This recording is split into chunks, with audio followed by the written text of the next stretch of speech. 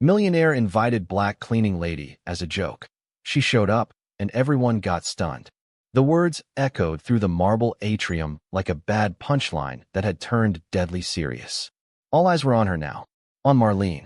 Not the waitstaff, not the suits, not the rich men in their silk-tied smugness, but her. She didn't flinch, didn't even blink. Marlene's gaze was locked on the tall man standing near the gold-plated bar. The one who'd extended the invitation in a laugh with his buddies 2 weeks ago. The one who didn't expect her to come. He looked pale now. Sweat beaded at his hairline. A champagne flute trembled slightly in his hand. "You said I wasn't real," Marlene said, voice steady low. She took a step forward. Her shoes made a hard click on the polished floor, echoing in the silent room. Then she reached into her coat. Someone gasped. A man to her right, a hedge fund type with a nervous jaw, backed into a table of hors d'oeuvres, knocking over a plate of shrimp. Glass shattered. A woman near the staircase whispered, "Call someone. Call someone." But Marlene wasn't pulling out a weapon. What she pulled out was far worse. The question slipped out of someone's mouth like it had a weight of its own. "Oh my God, is that his file?" "Whose file?" Marlene didn't answer. She just held it up higher. A thick folder, battered and bursting at the edges, bound with a single red rubber band. The silence that followed wasn't quiet. It thrummed with fear. Then a woman's voice, high, shaking, cracked the air. "How did you get that?" Marlene finally looked away from the man at the bar. She turned to face the room and smiled. Not a cruel smile. Not quite. "Ask him," she said. And the room turned. 3 months earlier, the smell of bleach was in her hair again. Marlene smoothed her hands down the front of her uniform and looked at herself in the cracked bathroom mirror. Same reflection. Same tired eyes. She looked down and picked a stray curl off her shoulder. "You're not made for this," she said to herself. It came out as barely a whisper. The bus that got her to Franklin Hills every morning left at 4:55 a.m. sharp. She'd missed it twice and had learned that no one would wait for the cleaning lady. Not the bus driver, not the homeowners, not the world. Franklin Hills was where the rich folks lived, the kind of place where driveways had gates and mailboxes had camera eyes. Most of the homes she cleaned were 3 times the size of her apartment, which she shared with her teenage son and her sister. Marlene never complained about the work, not out loud. Not even when her knees ached from scrubbing marble floors or when someone accidentally left used tissues in the guest room again. She was used to being invisible. That was fine. It gave her space to think. That day had started like any other. She cleaned a 5-bedroom home owned by a woman who never made eye contact and kept all the doors locked except for the ones Marlene was supposed to be in. After work, she walked down to the grocery store and picked up spaghetti, a pack of frozen green beans, and some instant pudding because her son, Isaiah, liked the chocolate kind. But something strange happened on the walk back. Her phone buzzed with a message she didn't recognize. No number, just a link. She stared at it for a long time before tapping it. It was an invitation. A digital card. Gold font. Too fancy for her cracked screen. "You're invited to the McPherson Foundation Gala. Black tie. August 14th. RSVP required." Marlene laughed. A dry, short sound. Someone was playing with her. There was a note below the invite. "Special guest, Marlene Taylor. As requested by Mr. Spencer McPherson." Her blood ran cold. She knew the name. Everyone in Franklin Hills did. Real estate baron, heir to a construction fortune, developer of half the city's skyline. She'd never cleaned his house, but she'd cleaned the houses of his friends. Why would a man like Spencer McPherson request her at his gala? It had to be a mistake. But that night, her son sat across from her at their tiny kitchen table, spooning pudding out of the cup, and she told him. Showed him the message. "Are you going to go?" Isaiah asked. Marlene looked at him. Her heart twisted. "Maybe it's a joke," she said. He shrugged. "Then show up and ruin it." She smiled.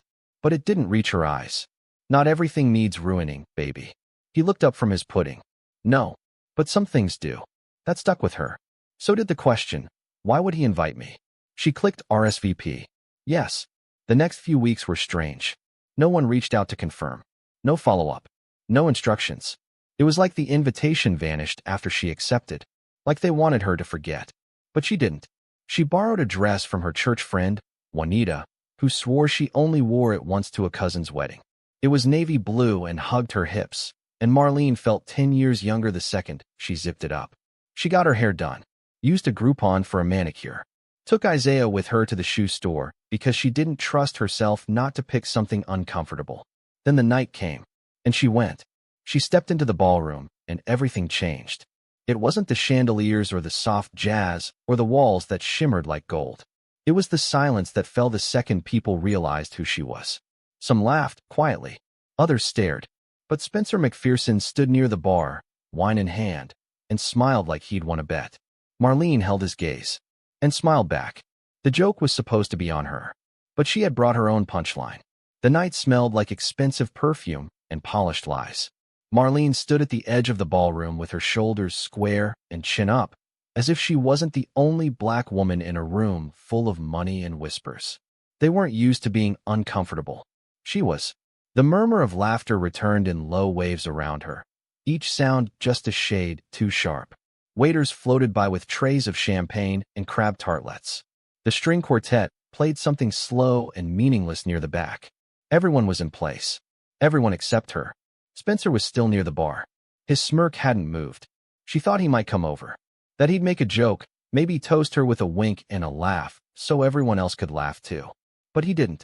He just watched her like she was a strange animal that had wandered onto a stage.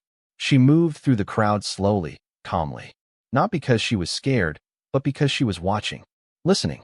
The file in her coat felt heavier than it had that morning when she pulled it from the bottom of her closet and held it like a memory she couldn't throw away. She hadn't even planned to bring it. But something told her this night wasn't going to be simple. And it wasn't. "Excuse me," a woman's voice cut through. "Light, practiced. Are you a staff?" Marlene turned. The woman was tall, blonde, glossy. One of those women who didn't have to ask for attention. She wore a dress that probably cost more than Marlene made in 2 months. "No," Marlene said, with a slight smile. "I was invited." "Oh, by who?" Her voice cracked slightly on the last word. Not fear, just disbelief. Marlene didn't answer. She didn't need to. The woman looked past her, toward Spencer, and her expression changed. Just a flicker. But Marlene caught it. Shame, or maybe warning. Marlene tilted her head, like she'd just heard the opening notes of a song she remembered from long ago. Then she walked away. Across the room, Spencer was laughing again. Louder now, with 3 other men around him. His tie was slightly loosened. His eyes never left her. That was when it hit her. He wanted her here. But not in any kind of good way. This wasn't a trap. It was sport. 3 weeks earlier, Marlene had finished cleaning a house on Jefferson Terrace. It was the 4th job of the day. Her back hurt. Her hands were raw. As she walked to the bus stop, she passed a group of men talking near a Bentley parked outside the driveway. She hadn't noticed them until she heard the laugh. "You should invite her to the gala, Spence," one of them said. "Bet she shows up in a trash bag." She froze. Spencer laughed back. "Hell, if she shows up, I'll let her mop the dance floor." They didn't see her. Not really. She kept walking. But she heard every word. She didn't know what she was going to do then. But she remembered going home that night, standing in her bathroom, looking at herself in the mirror and saying nothing at all. Now, inside the ballroom, Marlene felt the buzz begin again. A few people had started to notice that something was off, that she wasn't backing down, that she wasn't lost or embarrassed or humiliated. She was waiting. She moved toward the bar. Spencer turned toward her just as she reached him, and he looked like a man about to say something funny. But Marlene beat him to it. "Mr. McPherson," she said. Her voice was clear, quiet, but strong. He raised his eyebrows. "Well, you clean up nice." There it was. The jab, hidden under charm. "Thanks," she said. "So do you." For someone with dirt under their nails. That made him pause. Just for a second. Then the smile came back. Wider. Colder. "You know, this was just a little fun," he said, leaning in slightly. "No need to take it personal." She smiled, then reached into her coat and pulled out the file. Not fast, not dramatic, just smooth, measured. She placed it on the marble bar in front of him with a soft thud. The smile dropped from his face. It was thick. Paper-clipped pages, photos, receipts, records, things no cleaning lady should have. But she wasn't just a cleaning lady. Marlene leaned in. "See," she said, voice still low. "You invited the wrong kind of joke." He stared at the file. He didn't touch it. He just stood there like someone had punched through his ribs and found the secret part he never showed anyone. Someone nearby gasped, and Marlene stepped back. "Let them look. Let them all look. This was just the beginning. 12 years earlier, Marlene's husband had died in a job site collapse on a McPherson development. There was an investigation. There were promises, but no charges, no apology, just a settlement offer shoved through her mailbox in a plain envelope. She had kept everything, every document, every name. Every time someone said, "There's nothing we can do," she had cleaned their houses and learned their secrets. They didn't know her, but she had never stopped knowing them. Back in the ballroom, Spencer reached for the file with trembling fingers. The crowd had quieted again, not with amusement this time, with tension. Marlene watched him open the folder. Page 1 was a copy of a safety report with his initials in the corner. Page 2 was a signed letter from a subcontractor who'd changed his story after a payout. Page 3 was worse, and the rest didn't get any better. Someone whispered, "Is that real?" Another person stepped forward, trying to get a look. A woman near the wall pulled out her phone, and Marlene stepped back one last time. She wasn't there for revenge. She was there for the truth, and she just let it out. The file hit the ground. Spencer's face was ash white. Someone called his name, but he didn't move, and Marlene turned and walked straight through the double doors, out into the night. Not a single person stopped her. Not one. The night air hit her like a wave of release.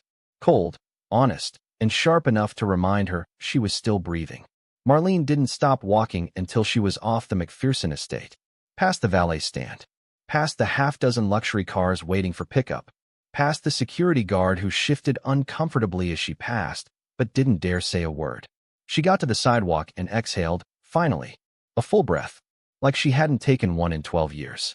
The sound of the gala behind her faded. She didn't turn around. She didn't need to. She already knew what kind of fire she'd set in there. It was burning whether she watched or not. The street was empty except for one car parked under a flickering street lamp. Isaiah. He was leaning against the hood, legs crossed, earbuds in. When he saw her coming, he pulled one out. "Well?" he asked, grinning. She looked at him for a moment, the corners of her mouth twitching. "You bring the car I told you not to bring?"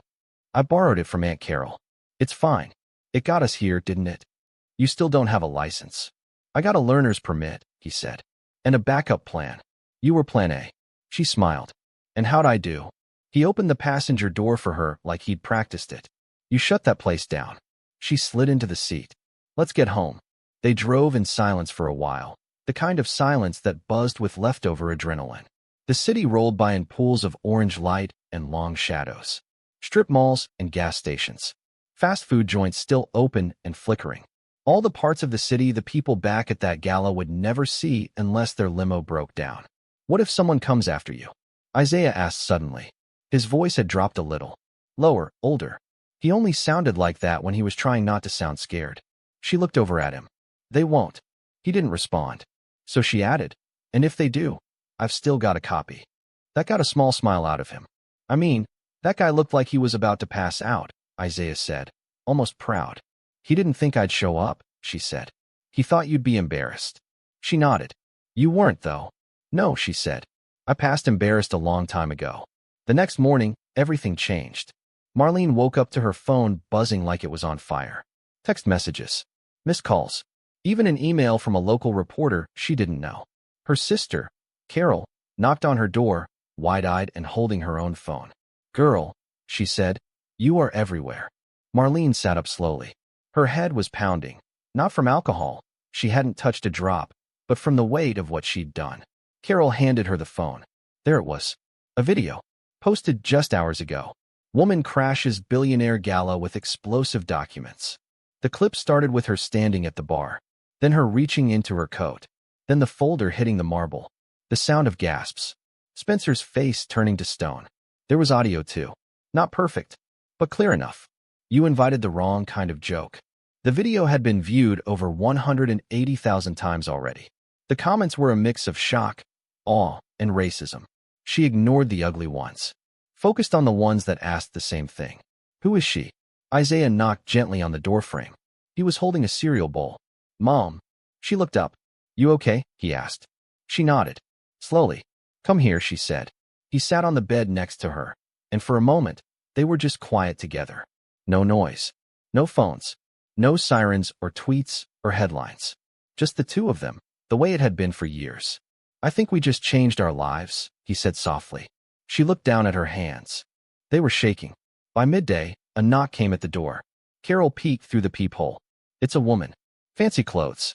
Driver waiting by the curb. Let her in, Marlene said. The woman stepped inside like she didn't belong anywhere except power. She wore a tailored jacket, minimal jewelry, sharp eyes. Marlene Taylor? She said. Yes. I'm Claire Mendoza. I represent a class action group of former construction workers and families affected by McPherson properties. Until this morning, we didn't know you existed. Marlene raised an eyebrow. I've been existing a long time. Claire gave a tight nod. We think what you have could change everything. What you did. It cracked the wall. She pulled a card from her jacket, slid it across the table. We'd like to talk more. Soon. And then she was gone. That night, Isaiah stood at the window. Think we're safe, he asked. Marlene came up behind him, resting a hand on his shoulder. No, she said. But we're not invisible anymore. He looked up at her. And for the first time in a long time, she wasn't just mom. She was someone the world had to notice, even if it came at a cost. But nothing came without one. And when the knock came the next morning, this time harder, heavier, Marlene knew the other shoe was about to drop. She opened the door. 2 men in black suits. Badges. Miss Taylor, one of them said. We need you to come with us. Why? We have some questions. About the documents you presented. Isaiah appeared behind her. Are you arresting her? He asked. Not yet, one man replied. And Marlene stepped out onto the porch, heart steady. She wasn't afraid of truth. But she knew one thing. This story wasn't over. Not by a long shot. The back seat of the unmarked sedan smelled like vinyl and sweat. Marlene sat with her hands folded in her lap, watching the city blur past the window. She didn't ask where they were going. She already knew. They weren't taking her to a local precinct. They were taking her downtown. Neither of the 2 men had said much after they picked her up. The one in the passenger seat had a shaved head and a wedding ring that looked like it hadn't been worn long. The driver had deep smile lines and the stillness of someone used to watching other people unravel. Marlene didn't unravel. They pulled into an underground garage and parked near a security entrance. She followed them in without being cuffed, but they took her bag and phone. Inside, the walls were white and humming with fluorescent light. The conference room they led her into was bare except for a table, 3 chairs, and a pitcher of water. The older agent gestured. Have a seat, Miss Taylor. She did. Quietly. Do you know why you're here? She met his eyes. You're going to tell me. He didn't smile, but something in his face shifted. Respect, maybe. Or surprise. The other agent sat beside him. Flipped open a manila folder. You showed up at a private event with sensitive materials related to Spencer McPherson's business operations, he said. Those materials include what appear to be internal safety reports, contractor records, and financial transfers tied to several construction incidents, including one fatal. My husband, Marlene said. Calm. Steady. He died on site. 12 years ago. They paused. We've reviewed the footage from the gala, the younger agent said. What you did was dramatic. But we're not here to talk about that. Marlene tilted her head slightly. No, said the older one. We're here to ask where you got the rest of the files. She blinked. There's more. They exchanged a look. According to our sources, he said, there are documents that go far beyond safety violations. Offshore accounts. Fraud. Real estate laundering. If what we've seen is just the beginning. He let the sentence hang in the air like smoke. Marlene stared at them. I only brought what I had, she said slowly. Stuff I saved. Stuff nobody wanted. The younger agent leaned forward. Then how did you get copies of emails between McPherson's office and the zoning commissioner from 2012? I didn't. Yes, he said, voice tightening. You did. They were in the folder you left at the gala. Her breath caught. I didn't leave anything, she said. I took the folder with me. Now it was their turn to go still. The older man narrowed his eyes. Are you sure? I have it at home. Locked up. He pulled out a tablet, swiped across the screen, then turned it toward her. A photo of the folder, lying open on the gala floor. Papers everywhere. Marlene's mouth went dry. I took it with me, she whispered. You didn't, he said. Someone switched it. They nodded. So the question is, the younger agent said, who else had a copy? Back home, Isaiah was pacing. Carol sat on the couch, bouncing her knee. They better not be trying to scare her. She's got every right. Her phone rang. Unknown number. She answered on speaker. Hello. A pause. Then a woman's voice. Is this Marlene Taylor's sister? Yes. Who's this? Tell her to stop, the voice said. Smooth. Cold. Before she finds out how much more she doesn't know. Click. The line went dead. 2 hours later, they let Marlene go. No charges. Not yet. Keep your phone on, the older agent said before she stepped out into the daylight. We might need to call you again. She didn't look back. That night, she didn't sleep. She sat at the kitchen table with the real folder in front of her, flipping through it page by page. And it was all there. Every document she remembered. The originals. Her copies. But one thing was different. Inside the folder, tucked between 2 old inspection reports, was a handwritten note she had not put there. It was on cream stationery. No signature. You think this ends with him? Keep going. You're not alone. She read it 3 times. Then again. Then her phone buzzed. Isaiah was asleep on the couch. Carol had gone home. The message was from a block number. Tomorrow. 10 a.m. Washington Park. Bench near the fountain. Come alone. She stared at it. And for the first time since that night at the gala, she felt the cold, sharp edge of fear return. Not fear of them. Fear of what else was coming. In a condo 3 miles away, Spencer McPherson was staring at his destroyed reflection in a half-empty bottle of whiskey. Across from him, a man in a dark suit sat quietly. Watching. I don't know how she got it, Spencer muttered. The man stood slowly. You don't need to know. Just know what happens if she keeps pulling. Spencer looked up. She's not stopping. No, the man said, turning toward the door. She's not. But neither are we. The sun was sharp and merciless as it rose over Washington Park. The air smelled like freshly cut grass and summer sweat. Joggers passed by with headphones in. Parents pushed strollers down the winding trails. To everyone else, it was just a normal morning. But not to Marlene.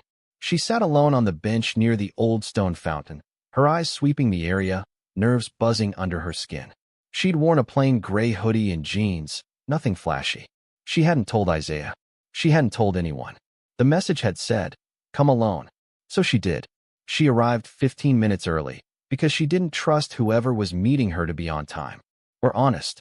At exactly 10:02, someone sat beside her. Not from the front. Not from the path. From behind, like they'd been watching her for a while. A woman. Black. Late 50s. Slim, well-dressed, but not rich. Quiet power in her posture. A face that had seen too much and didn't need to tell you about it. She didn't introduce herself. Just handed Marlene a small envelope and said, don't open it here. Marlene didn't move. You're one of them? She asked. The woman tilted her head. What's them? The people watching. Sending notes. Leaving things. I'm someone who knows what it's like to be underestimated, the woman said. And I'm someone who's been where you're standing. Marlene looked at her carefully. Why me? The woman's voice was gentle, but firm. Because you didn't fold. You walked into the lion's mouth and made it cough up bones. Marlene let out a dry laugh. And now what? More lions?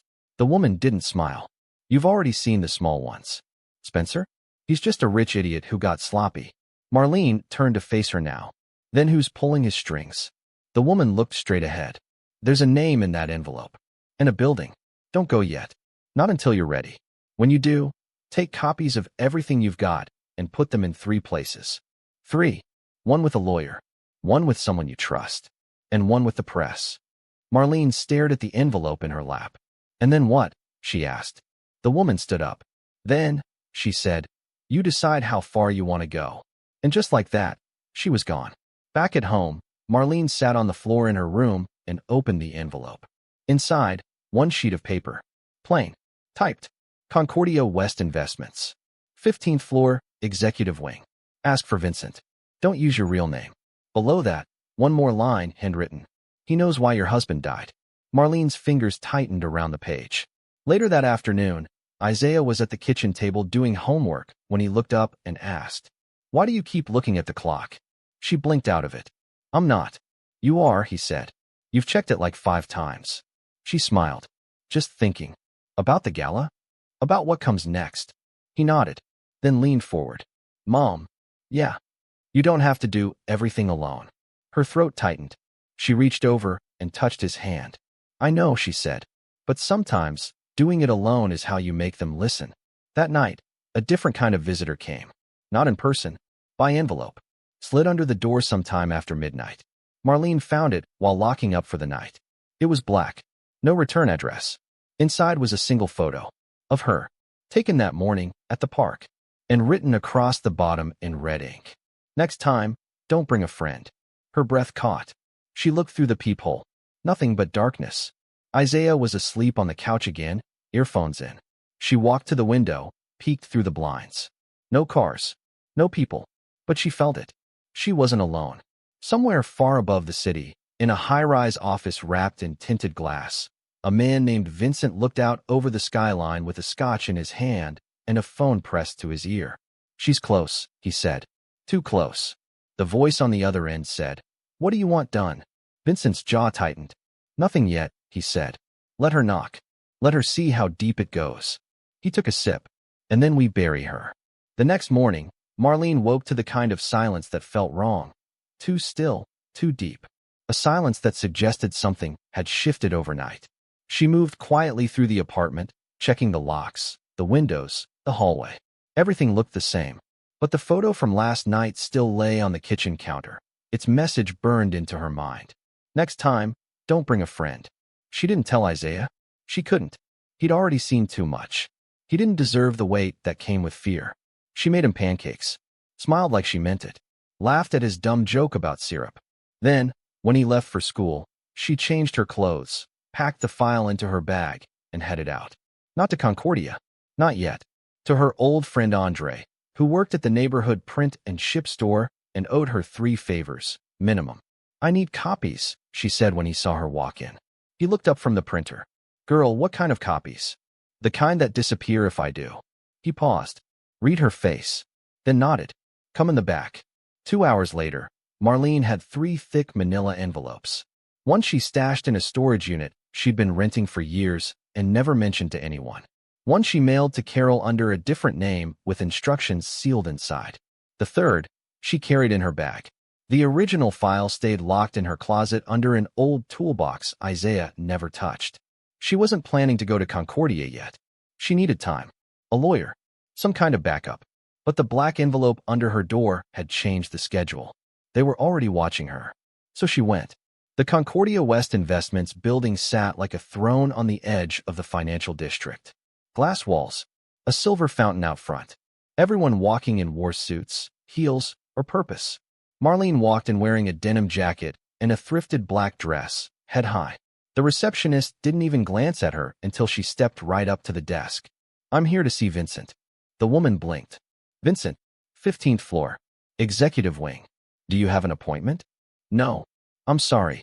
Tell him Cassandra Reynolds is here." The receptionist hesitated, then picked up the phone. After a hushed exchange, she looked up, confused. "You can take the elevator on the left. He's expecting you." Marlene didn't react, but her pulse spiked. He was expecting her? She stepped into the elevator, watched the numbers rise. When the doors opened on 15, everything was quiet. Too quiet. The carpet here was softer, thicker, like walking on secrets.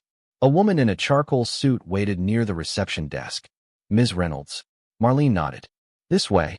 She followed the woman down a long hallway to a glass-walled office at the end. Inside stood a man in his mid-40s. Tailored suit, perfect posture, silver cufflinks that cost more than her rent. He turned when she entered. "Miss Taylor," he said, smiling like this was all very civilized. "Or do you prefer Cassandra today?" "Depends who's asking." He gestured to the chair. "Please, sit." She didn't. "Why was I followed?" "I assume you mean the photograph," he said. "Unfortunate. Not my order." "So whose?" He stepped behind his desk and poured 2 glasses of water, slid one toward her. She didn't touch it. "You came for answers," he said. "Not threats." "No," she said. "But I came ready for both." He smiled again, but it didn't reach his eyes. "You want to know why your husband died?" he said. Her chest tightened. "You knew him?" "I knew the system he worked in. I knew the men who profited from skipping inspections, who used the same nails and bolts for 5 different sites because it saved them 6 figures. I knew what Spencer's father built, and what Spencer was too arrogant to maintain. So tell me." Vincent leaned forward. "It was negligence. But not just that. Your husband filed a complaint 3 days before the collapse. It was flagged, redirected, and buried. Not by Spencer. By the commissioner's office. Under pressure from Concordia." Marlene stared. "You're Concordia?" I was. I still am. But not like I was then. Why are you telling me this? Because you've already cracked the shell. And I don't think you're going to stop. So I have a choice. Help you navigate what's next, or let them destroy you. Who's them? He tapped his fingers once on the desk. The men behind the men. The funders. The real money. You go after McPherson, he'll bleed and fold. But they'll just build another one. Marlene's jaw clenched. You said navigate. What does that mean? I give you what you need, proof, names, contacts. In exchange, I ask for a delay. Give me time to protect myself before this all burns down. She studied him. You think I trust you? He shook his head. I think you trust results. She didn't answer. She turned and walked out without touching the water. Back at home, the envelope from Vincent sat in her lap. Inside, a USB drive, a list of names, and one line of text that made her blood go cold. Your husband's name was removed from the death report. Officially, he never worked that site. She put the envelope down and closed her eyes. They had erased him. From records. From responsibility. From history. She would not let them keep him gone. Far above, in a different office, someone else was watching her again. She went to Vincent. Let him talk. He's a dying man clinging to relevance. Do we escalate? No. Let her dig. Let her think she's winning. And then the voice on the other end said something cold and final. Then we make her disappear too. Marlene didn't sleep that night. She lay in bed staring at the ceiling, the USB drive on her nightstand like a live wire. Her thoughts ran in loops. Vincent's face, the erased death report, the fact that someone had deliberately made it look like her husband, Darren Taylor, never existed on that job site. She kept seeing Darren's hands. Big, calloused, steady. She remembered how he used to come home covered in concrete dust, how he'd leave fingerprints on her arm like chalk. And now there was someone out there who thought they could just scrub him away like he was a mistake on a ledger. She sat up around 4 a.m., heart pounding. She wasn't going back to sleep. She wasn't going to be still anymore. By 9 a.m., Marlene had driven across town to see the only person she trusted with legal paperwork, Diana Cruz, a sharp, quiet attorney with a cluttered office and a pit bull named Louie who growled at everyone except Marlene. Diana raised her eyebrows as Marlene laid out the manila envelope and the USB drive. You always bring me trouble, Diana said. But she was already booting up her computer. Just tell me what I'm looking at, Marlene said. An hour later, Diana had gone through most of the drive. Her face had changed. Not afraid, furious. These names, she said, pointing at the screen. These aren't just real estate guys. These are city officials. Zoning board, planning commission, safety inspectors. 2 of them are sitting judges. Marlene folded her arms across her chest. You see why I didn't go to the police? If you had, we'd both be missing by now, Diana said. But this is enough to make waves. Waves, Marlene said. I want an earthquake. Diana sat back. You want to go public? Marlene nodded. Soon. Diana tapped her pen against the table. Then we need to move fast and smart. We're going to need multiple outlets. The press, independent media, and we'll need to leak from different angles so they can't spin it as some cleaning lady with a grudge. I'm more than a cleaning lady, Marlene said quietly. Diana looked up. I know, but the world's going to need reminding. That night, Marlene got home to find Isaiah pacing the living room, phone in hand. Where were you? He asked, eyes wide.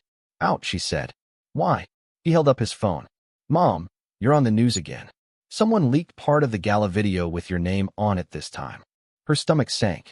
What do you mean, my name? He turned up the volume. A local news anchor spoke crisply. Sources confirm the woman in the viral video is Marlene Taylor, a former employee of several Franklin Hills estates.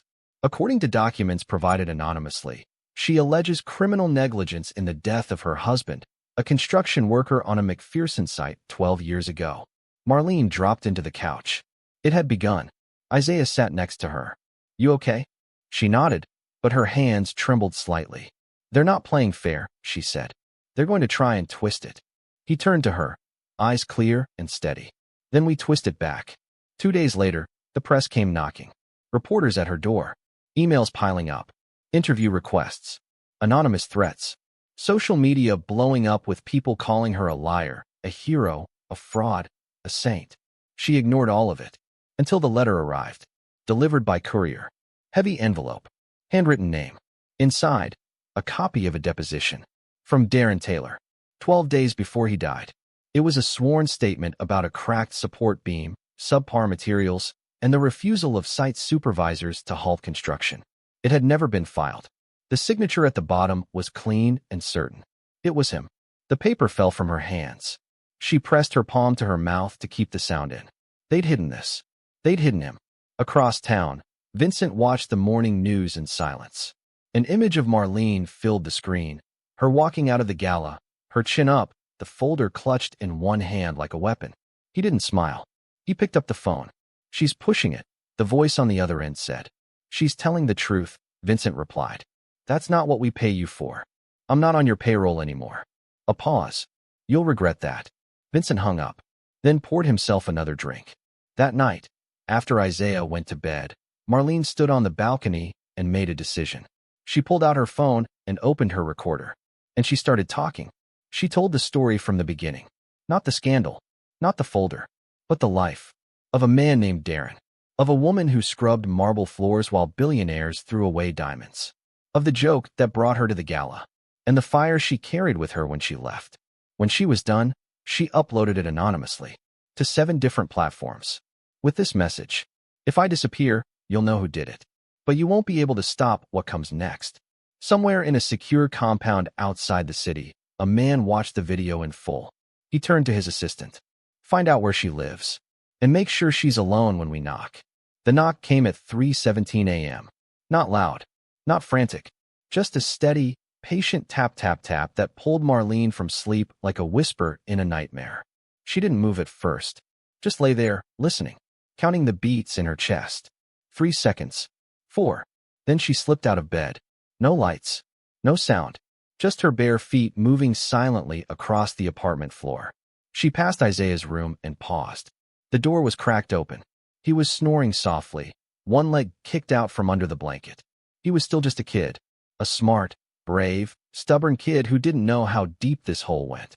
The knock came again. Muffled. Measured. She grabbed the bat from behind the door. It was old aluminum, dented from the days Darren used to take Isaiah to the park. It felt small now. Not enough. She crept to the peephole. Empty. No one was there. But she didn't open it. Instead, she stepped back, heart hammering, and picked up her phone. Called Diana. No answer. She sent a text. Somebody's at my door. No one visible. I'm not opening it. Then, after a second thought, she sent one more. If I stop answering, check the drive. Release everything. All of it. She stood there for 5 more minutes. Then 10. Then, her phone buzzed. A photo message. No number. The image was blurry. Night vision. Of her. Standing at the peephole. Taken from outside. Her knees almost gave out. By sunrise, Isaiah was up and eating cereal in the kitchen like nothing happened. Marlene sat at the table, the photo still burned into her brain. She didn't say anything to him. But when he left for school, she followed him out. Watched from the porch. Waited until he turned the corner. Then walked 2 blocks to a bus stop and caught the 6:15 downtown.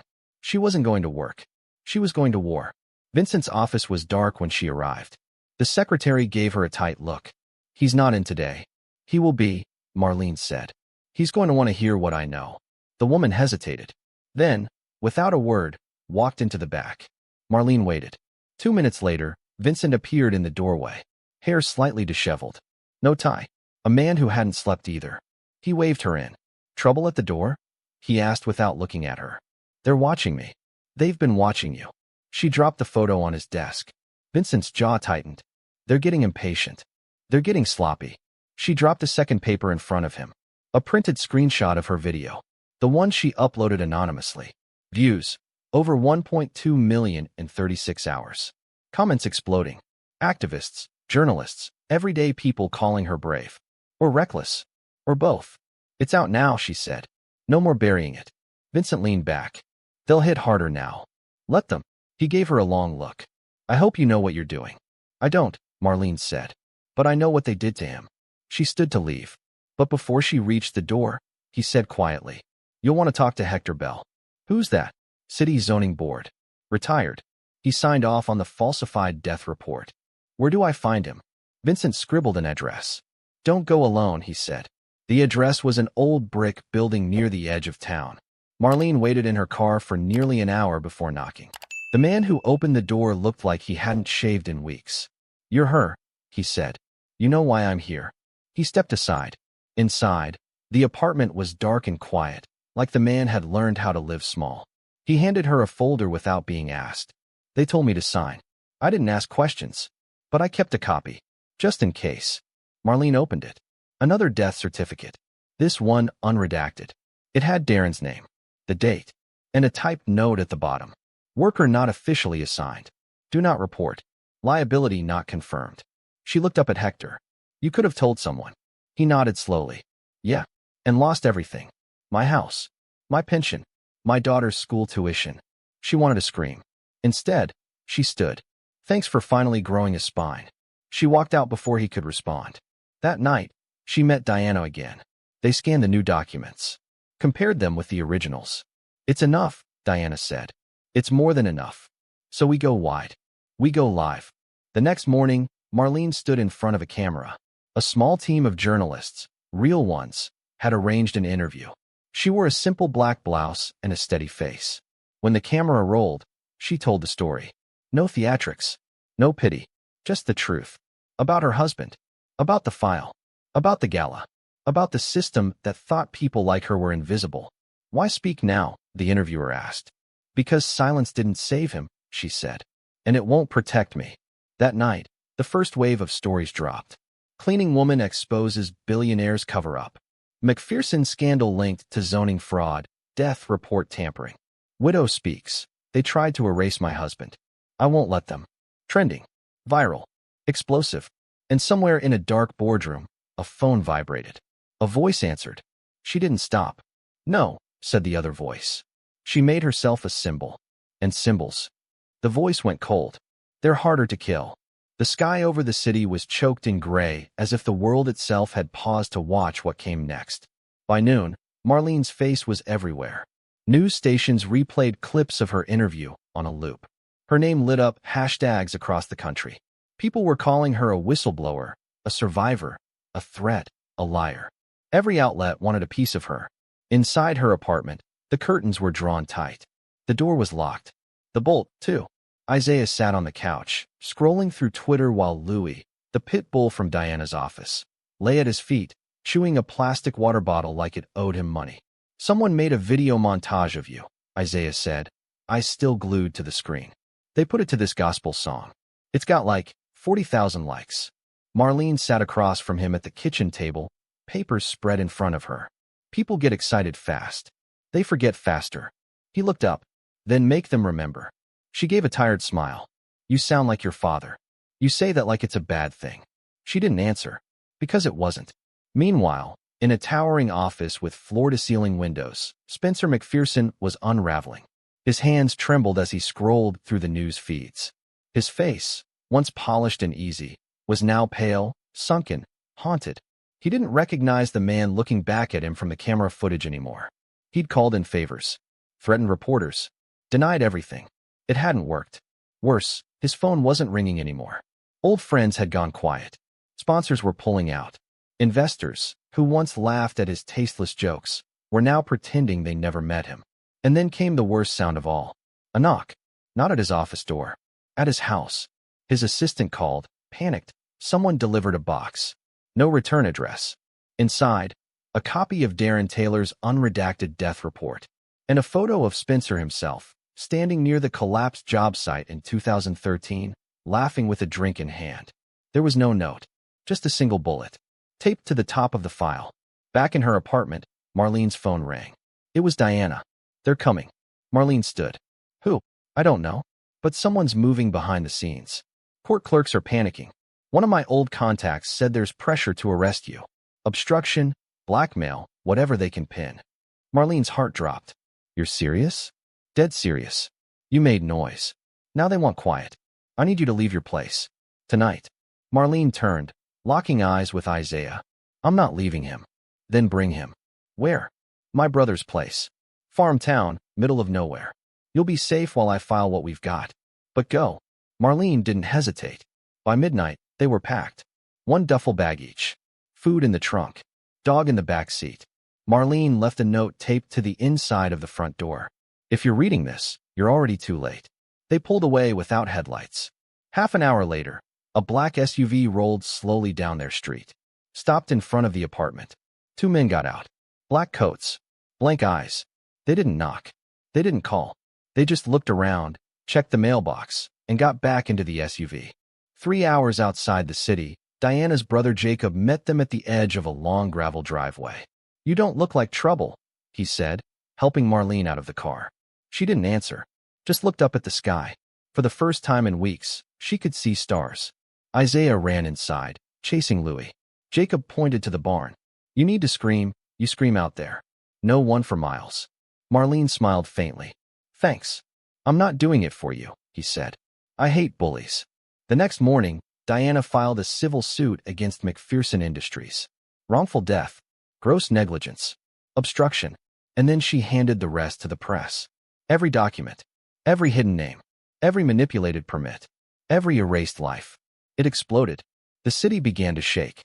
Lawsuits piled up like bricks. The mayor made a statement. The zoning commissioner resigned within 24 hours. Spencer McPherson vanished from public view. And yet, there was something missing. No arrests. No charges. Someone higher was holding the strings. In a shadowed office somewhere in Washington, a man sat at a conference table, staring at a list of names. What about the Taylor woman? She's hiding. Is she silenced? A pause. Not yet. Then she's still dangerous. Another pause. Then, she's worse than dangerous. The man turned. She's loud.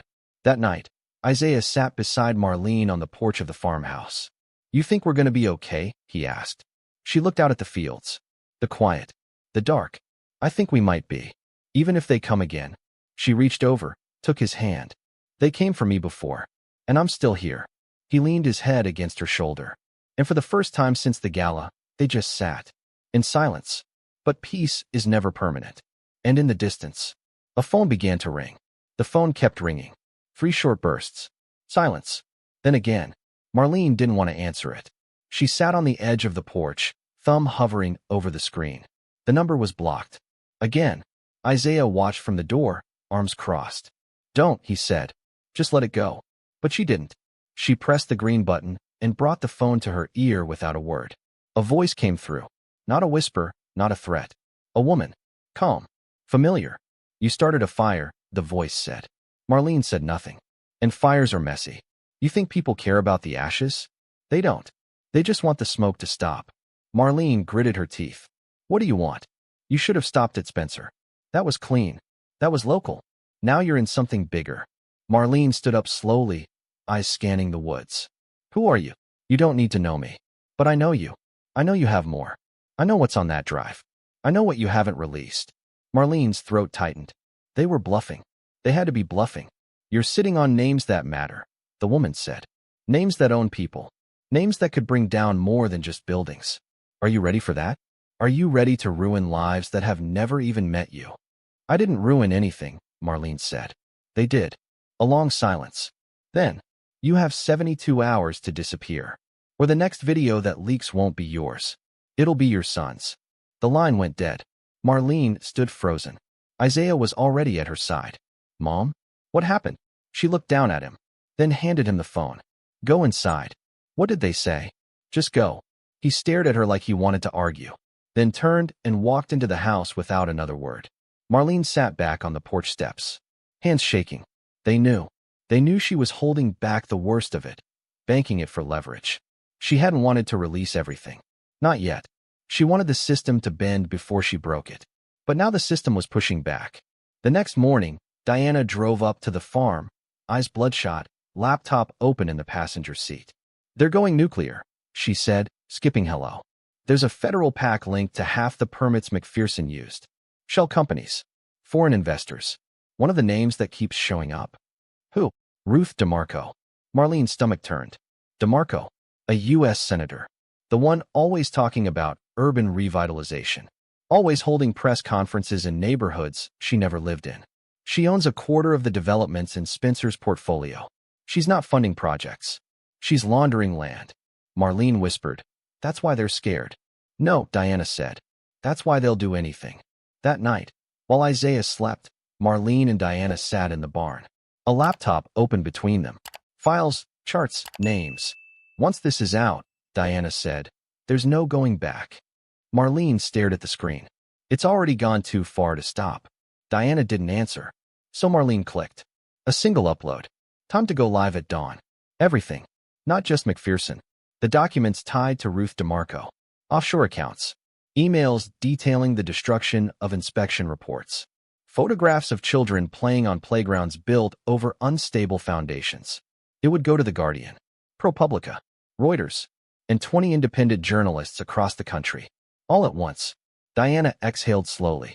You're pulling the pin. Marlene nodded. They can erase files. But not all of us. At 4:02 a.m., the upload finished. And the world shifted again. By noon, Ruth DeMarco was trending. By evening, her campaign manager resigned. By midnight, her offshore holdings were frozen pending investigation. The public exploded. Protests outside McPherson's office. A sit-in at City Hall. Calls for mass resignations. College students painting murals of Marlene in alleyways with the words, "She spoke. Now we listen." But Marlene didn't feel victorious. Because the next knock wouldn't be from a journalist. It wouldn't be from a fan. It would come from whoever was still holding the strings. And when it came, there'd be no cameras. No press. Just consequences. That evening, a black car pulled into a private airfield. Inside, a woman in a red coat stepped out, escorted by two men. Her name was not DeMarco. Her name was never supposed to be known. But now, Marlene Taylor had spoken it. And that meant one thing. She turned to the man beside her and said, "Find her." He nodded. "And if she runs?" he asked. The woman lit a cigarette, took one drag, and dropped it. "Then smoke her out." The rain came down like needles, sharp and constant, soaking the fields outside Jacob's farmhouse. It was almost midnight, and the world had gone dark except for the glow of a single lamp inside the kitchen. Marlene sat there, elbows on the table, staring at her reflection in a chipped coffee mug. Across from her, Diana flipped through a printed copy of the latest headlines. Senator DeMarco tied to construction cover-up, funds frozen. Taylor testimony shakes City Hall. Widows fight sparks national conversation on corruption. But Marlene didn't read them. She didn't need to. The world was finally catching up to what she'd known all along. Truth is heavy, and the people who carry it usually bleed. Isaiah came into the kitchen quietly, hoodie pulled over his head, and slumped into the chair beside her. "You didn't sleep," he said. "Neither did you." He shrugged. "There's a video going around. One of those influencers made a remix of your speech over this Kendrick beat. It's kind of fire." Marlene huffed a tired laugh. "I mean, people are really starting to see it, Mom," Isaiah said. "Not just about Dad, but everything. The systems. The lies. You started something." She looked at him. Really looked at him. "And now I have to finish it." At 3:03 a.m., Diana's phone rang. One of her legal contacts in D.C. Voice shaky. "Quiet. You need to move her. Now." "Why?" "They've called it in. Not the feds, the off-books guys. Private. DeMarco's people. She's not going to jail. She's going to war." Diana hung up and turned to Marlene, who was already standing. "You heard." Marlene nodded. "How long do I have?" "Maybe hours. Maybe less." By dawn, the storm had passed, but the clouds were still thick and low, like a lid over the world. Jacob packed the truck. Food. Water. Gas cans. A burner phone. "Where am I going?" Marlene asked. Diana handed her a folded map and a flash drive. "A contact in Chicago. Her name is Trish, former DOJ. She's building a case. But you've got to get there quietly." Marlene looked at the old pickup. Looked at the gravel road disappearing into gray. Isaiah stepped forward. "I'm going with you." "No," she said instantly. "You stay here. It's safer." "You said yourself," he replied. "They don't care about safe. They want silence. That includes me." Marlene's voice cracked. "You're just a kid. And you're just my mom," he said. "But you're the bravest person I've ever known. And I'm not letting you do this alone." She stared at him, then nodded. Jacob tossed Isaiah a hoodie. "Stay low in the back seat. If someone tails you, don't stop. You hear me?"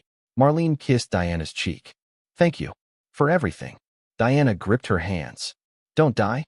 That's my only request." They hit the road as the first light broke through the clouds. The world outside looked washed out. Tired. Like it had been fighting too. Marlene drove with one hand on the wheel and one on the flash drive in her pocket. She didn't know what was on it. But Diana had said, it's the final piece. The one that ends this. Back in the city, a black SUV idled outside an office building. Two men in matching suits stepped out. They entered Diana's office through the service door. She wasn't there, but they left a message. They turned everything upside down, smashed her computers, ripped down her caseboard, and carved one word into her desk with a pocket knife. Enough. Outside St. Louis, Marlene's truck turned off the main road and followed a dirt path for 20 minutes. She pulled into a gas station just long enough to check the map. Inside, Isaiah bought 2 granola bars and a coffee. When he came out, he whispered, "There's a man watching us." Gray coat. Didn't buy anything. Just stood by the newspaper rack. Marlene didn't turn around. Back seat. Now, they were on the road again in seconds. And 20 miles down, a black car appeared in the mirror. No lights. No tags. Just steady and slow. Following. "Don't stop," Isaiah whispered. "I won't," Marlene said, voice like iron. She pulled off the highway, took back roads, doubled back twice. The black car stayed. Then, up ahead, a construction site. Fenced in. Abandoned. Marlene made a choice. She jerked the wheel hard and took the truck off the road, tires slamming through gravel and grass. The black car followed. They drove straight through the skeletal remains of what looked like an unfinished parking garage. She looped around a concrete column, slammed the brakes, and turned off the engine. "Out," she whispered. They ducked low. Waited. The car rolled in behind them. Slower now. Then stopped. 2 doors opened. Footsteps. Isaiah reached into his hoodie pocket and pulled out his phone. He hit record. Marlene stood tall. The men stepped into view. They weren't police. No badges. No names. Just 2 shadows in suits. "You need to come with us," one said. "Who sent you?" Marlene asked. "You already know." "Then tell her I'm not done." The man's jaw twitched. And then Isaiah stepped forward, phone still recording. "You're being filmed," he said. "Live. Right now. If you take her, this goes to every platform in seconds." The men hesitated. That second was all they needed. Sirens, far off. Not for them, yet. The men turned, walked back, got in the car, and drove away. Back on the road, Marlene clutched the wheel tight. Isaiah finally broke the silence. "I wasn't really live," he said. She laughed through a sob. "Doesn't matter." "Mom." "Yeah. What happens when we get to Chicago?" She glanced at him. "Then we end it. For real this time." Miles behind them, the woman in the red coat stood on the roof of a parking garage, phone to her ear. "She's still moving," a voice said. The woman lit a cigarette. "Let her. She thinks she's close." "She is close." The woman smiled. "Then maybe we show her just how deep this goes." The city rose in front of them just after dawn. Chicago's skyline looked jagged against the hazy gold of morning light, like a warning carved in glass. Marlene kept her eyes on the road, heart thudding like a drum in her chest. Isaiah was curled against the passenger window, finally asleep. He hadn't said a word in hours, but his fingers never left the phone. Just in case. She pulled into a side street in Bronzeville, parking behind a laundromat with rusted signs and bars on the windows. The address Diana gave her was a nondescript brick building 2 blocks down. No sign, no buzzers. Just a metal door and a brass peephole. She carried the flash drive in her coat pocket like a last weapon. A fuse waiting to be lit. Trish met her at the door with tired eyes and a badge on her hip. Ex-DOJ, just like Diana promised. Lean. Sharp. No nonsense. "You brought company," she said, glancing at Isaiah. "I don't go anywhere without him," Marlene said. Trish nodded. "Then let's move. You have about 30 minutes before someone realizes where you are." Inside, the office looked more like a bunker. Cinder block walls. Power cords everywhere. 3 laptops running. A bulletin board covered in printouts and names that made Marlene's stomach turn. Vincent, McPherson, DeMarco, and others she hadn't seen before. "We've been piecing this thing together for over a year," Trish said, sitting them down. "You just blew it open." Marlene handed her the flash drive. "This is the rest of it. Names, accounts, memos, ties that go back years." Trish plugged it in, waited, and then froze. Isaiah leaned forward. "What is it?" Trish didn't answer.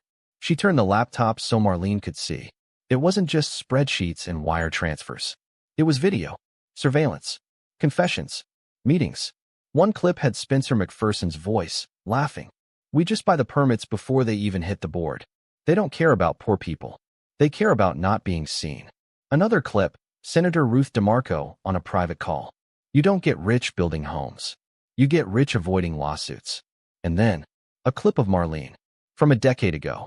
She was at Darren's funeral. The video caught her standing alone near the casket, holding Isaiah, head bowed. She whispered something, barely audible. Trish leaned in, hit rewind. They played it again. Marlene's voice, raw and quiet. I won't let them bury you twice. Marlene's eyes filled, but she didn't look away. Trish stood. This is it. We drop this, they can't contain it. How long? An hour. I'll trigger a coordinated leak. Independent outlets, international press, state DA's office. You'll need to disappear for a while after. Marlene nodded. But something tightened in her chest. A feeling. Off. Wrong. She stood and looked out the window. 2 black SUVs. Just parked. No one getting out. Yet. Isaiah was already watching the monitors. Mom, those same plates. From Missouri. Trish grabbed her bag. You go out the back. Take the stairs down to the basement. There's an exit through the alley. What about you? Marlene asked. I'll hold them. This is my job. No, Marlene said. This was never supposed to be just your fight. But Trish smiled, fierce and steady. That's the thing about truth. It spreads. She hit a key on her laptop. The screen blinked once. Uploading. 3%. 4%. Go, she said. Now. They ran. Down the narrow stairwell, through the hallway lit with a single bulb. Marlene clutched Isaiah's hand like a lifeline. Behind them, shouts. Glass shattering. The low hum of servers melting down. They burst out into the alley, breathing hard. A woman stepped out in front of them. Red coat.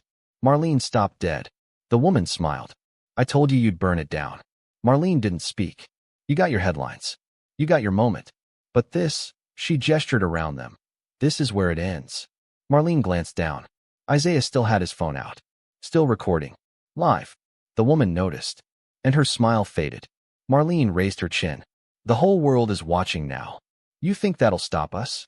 No, Marlene said. But it means you don't get to hide anymore. Then, footsteps behind them. Sirens. Reporters. Trish had triggered it all. Everything was flooding out. And they were too late to stop it. The woman stepped back into the shadows. Gone. But not forgotten. 3 days later, the country was on fire. Grand juries convened. Subpoenas issued. Ruth DeMarco's campaign collapsed. Spencer McPherson was arrested trying to board a private plane. Vincent testified voluntarily. And Marlene Taylor? She didn't go on talk shows. She didn't take the book deals. She stayed quiet. Moved back home. Started working part-time at a local library, shelving books in the quiet with Isaiah by her side. They called her a hero. She didn't care. She was something more dangerous. She was a witness who wouldn't shut up. One night, long after the world moved on, Isaiah found her standing in the kitchen, staring at a photo of Darren. You think he'd be proud? Isaiah asked. Marlene turned. And finally smiled. No, she said. I think he'd be relieved. Then she tucked the photo back into the folder. And walked away from the fight she won. But would never forget.